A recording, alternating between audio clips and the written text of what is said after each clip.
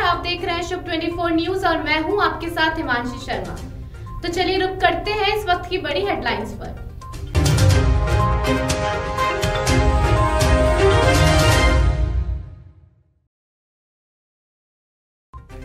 कांग्रेस नव संकल्प शिविर के दूसरे दिन पी चिदंबरम हुए मीडिया से मुखातिब। देश के आर्थिक हालातों को बताया गंभीर। पार्टी ने नेताओं को बहुत कुछ दिया, अब कर्ज उतारने की बारी। सीएम अशोक गहलोत ने वीडियो संदेश किया जारी। अल्पसंख्यक मामलों के मंत्री सालेक मोहम्मद सड़क हादसे में बाल बाल बचे। ओवरटेक करते समय कार ट्रक से टकराई। गर्मी का कहर जारी, तापमान पहुंचा 48 डिग्री के पार। आमजन बेहाल, बाजार वीरान। और अब खबरें विस्तार से। कांग्रेस नव संकल्प शिविर के दूसरे दिन आर्थिक समिति के कन्वीनर पी चिदंबरम मीडिया से मुखातिब हुए। उन्होंने देश के आर्थिक हालातों को गंभीर बताया और वर्तमान स्थिति को सुधारने के लिए कुछ उपाय सुझाए। साथ ही कश्मीरी पंडितों पर हुए हमले की निंदा की और दिल्ली हादसे पर खेद जताया। मीडिया के सवालों का जवाब देते हुए उन्होंने दावा किया कि जो कुछ यहां से निकलेगा वो भविष्य की राह तय करेगा।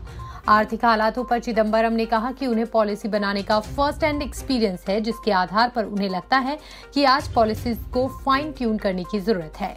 12 मई को बड़गाम में कश्मीरी पंडित की हत्या की चिदंबरम ने निंदा की। इसके साथ ही उन्होंने कहा कि कश्मीर में कुछ इशू हैं जिन्हें केवल लोगों और सरकार के बीच बातचीत के जरिए ही सुलझाया जा सकता है।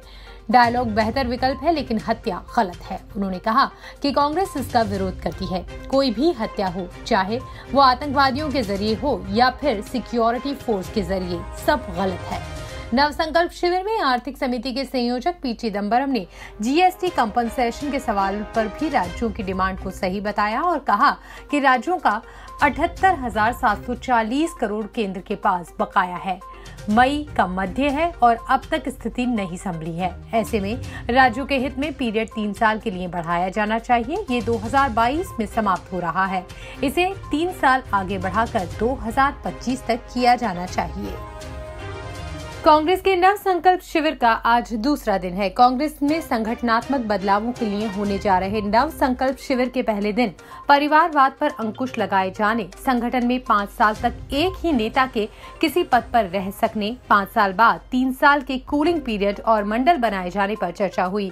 पहले दिन अपने भाषण में कांग्रेस की कार्यकारी अध्यक्ष ने अपील की कि व्यक्तिगत महत्वाकांक्षाओं से ऊपर उठकर पार्टी के लिए सोचना होगा। ये सोच ही पार्टी में कई स्तरों पर सुधार की ओर इशारा करती है। पार्टी कई स्तरों पर सुधार और बदलाव को लेकर मंथन कर रही है। जो सुझाव आए हैं उनमें कांग्रेस संविधान में बदलाव के अलावा टिकट वितरण की टाइमिंग, लोकल बॉडी चुनावों को लेकर नए फॉर्मूले अहम हैं। कुल मिलाकर संगठन को मजबूत करने पर जोर दिया जा रहा है, जो दशकों से हाशिए पर चला गया है। चिंतन शिविर के दिन सभी 6 विषयों को लेकर बनाए गए एजेंडे पर ग्रुप चर्चा होगी। इससे पहले नव संकल्प शिविर के पहले दिन अपने संबोधन के बाद सीएम अशोक गहलोत ने एक वीडियो संदेश जारी किया और आला कमान के संदेश को समझाया। साथ ही देश भर के कांग्रेस नेताओं और कार्यकर्ताओं से कहा कि पार्टी ने नेताओं को बहुत कुछ दिया है, अब वक्त कर्ज उतारने का है। पार्टी के लिए पूरे समर्पण से काम करना होगा। इसके लिए जरूरी है कि युवा पीढ़ी साथ दे। गहलोत ने देश के हालातों का जिक्र करते हुए कहा कि देश के सामने चुनौतियां बहुत बड़ी हैं, दंगे कराए जा रहे हैं। सीएम ने शिविर में गंभीर विमर्श की और भी इशारा किया और कहा कि विभिन्न ग्रुप्स कई मसलों पर चर्चा कर रहे हैं, उससे जो निचोड़ निकलेगा उससे नया संकल्प लेकर आएंगे। बहरोड पुलिस ने राजस्थान पुलिस कांस्टेबल भर्ती परीक्षा में धांधली करने की योजना में एक्टिव गैंग का पर्दाफाश किया है। इस मामले में पुलिस ने शुक्रवार देर रात 2 युवकों को गिरफ्तार किया है। पुलिस के मुताबिक ये आरोपी अभ्यर्थियों को 15 लाख रुपए के एवज में परीक्षा से पहले प्रश्न पत्र पढ़वाने और पास करने की गारंटी दे रहे थे। पुलिस को आरोपियों के मोबाइल फोन से चैटिंग भी मिली है, जिसमें वो कांस्टेबल भर्ती में धांधली करने की बात कर रहे हैं। बहरोड डीएसपी आनंद राव ने बताया कि थाना मांडड़ को सूचना मिली थी कि 2 संदिग्ध युवक जिनका नाम दीपक उर्फ गौरी शंकर और अमित कुमार है, जो कि अवैध गतिविधियों में लिप्त हैं, अपने अन्य साथियों के साथ एक गिरोह बनाकर कांस्टेबल भर्ती परीक्षा में अनुचित तरीकों से अभ्यर्थियों को गैर कानूनी तरीके से पेपर पास कराने की योजना पर कार्य कर रहे हैं। सूचना का सत्यापन करने DST 2 के ASI हरविलास मय जाब्ता मांडड़ पहुंचे। पुलिस की तरफ से यहां दोनों संदिग्धों से भर्ती परीक्षा में परीक्षार्थियों से रुपए लेकर पास कराने की योजना के संबंध में पूछताछ की गई। पुलिस ने उनके मोबाइल फोन भी चेक किए तो दोनों युवकों के मोबाइल में कांस्टेबल भर्ती परीक्षा के अभ्यर्थियों के पेपर से पहले ही एडमिट कार्ड और प्रश्न पत्र उपलब्ध करवाने की चेक मिली।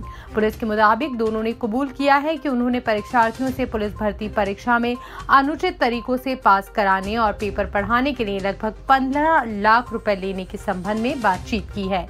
पास करवाने की गारंटी भी ली है। पुलिस ने इस मामले में आरोपियों पर IPC की धारा 420, 120 राजस्थान सार्वजनिक परीक्षा अधिनियम 2022 में मामला दर्ज किया। इसकी जांच नीमराणा अतिरिक्त पुलिस अधीक्षक जगराम मीणा को सौंपी गई है। राजस्थान सरकार के अल्पसंख्यक मामलों के मंत्री सालेह मोहम्मद शनिवार सुबह एक सड़क हादसे में बाल बचे। इस दुर्घटना में उनके गनमैन और ड्राइवर को हल्की चोटें आई हैं, जिन्हें प्राथमिक उपचार दिया गया। उसके बाद दूसरी गाड़ी से मंत्री सालेह मोहम्मद और उनके स्टाफ को पोखरण के लिए रवाना कर दिया गया है। राजीव गांधी थाना पुलिस के थाना अधिकारी अनिल यादव के अनुसार केरू के आगे करीब 2 किलोमीटर के बाद एक मोड़ पर मंत्री सालेह मोहम्मद की कार ओवरटेक करते समय LPG गैस सिलेंडर का परिवहन कर रहे एक ट्रक से टकरा गई। इससे सरकारी कार का एक हिस्सा पूरी तरह से क्षतिग्रस्त हो गया। कार में बैठे गनमैन के हाथ पर हल्की चोट आई है और साथ ही गाड़ी नियंत्रण करने में ड्राइवर को भी कुछ चोटें आई हैं। मंत्री सालेह मोहम्मद कार में पीछे की सीट पर बैठे थे, इसीलिए उन्हें किसी तरह की चोट नहीं आई है। घटना की जानकारी मिलते ही पुलिस मौके पर पहुंची और प्राथमिक उपचार करवाया गया। मंत्री को दूसरी गाड़ी से जैसलमेर के लिए रवाना करवा दिया गया। पुलिस इस हादसे को लेकर आगे की कार्यवाही करने में जुटी हुई है। गुड़ामालानी क्षेत्र में शनिवार को श्रद्धालुओं से भरी एक कैंपर गाड़ी अनियंत्रित होकर पलट गई, जिसमें एक व्यक्ति की मौके पर ही मौत हो गई और करीब 6 लोग घायल हो गए। घटना की सूचना पर पुलिस मौके पर पहुंची और गुड़ामालानी सामुदायिक स्वास्थ्य केंद्र में भर्ती करवाया। घायलों का इलाज जारी है। हादसा RGT थाना क्षेत्र के जालीखेड़ा हाईवे पर अल सुबह हुआ है। हिमाखेड़ा से एक कैंपर गाड़ी में सवार होकर 7-8 श्रद्धालु रामदेवरा धोख लगाने के लिए जा रहे थे। इसी दौरान जालीखेड़ा सरहद पर गाड़ी अनियंत्रित होकर पलट गई। हादसे में एक व्यक्ति की मौके पर ही मौत हो गई और करीब 6 लोग घायल हो गए। स्थानीय लोगों ने घटना की सूचना पुलिस को दी। घटना की सूचना मिलने पर पुलिस मौके पर पहुंची और घायलों को सामुदायिक स्वास्थ्य केंद्र में भर्ती करवाया। साथ ही मृतक के शव को अपने कब्जे में लेकर अस्पताल की मोर्चरी में रखवाया है। परिजनों के आने के बाद शव का पोस्टमार्टम किया जाएगा। उन्होंने बताया कि कैंपर गाड़ी को जब्त कर आगे की कार्रवाई की जा रही है।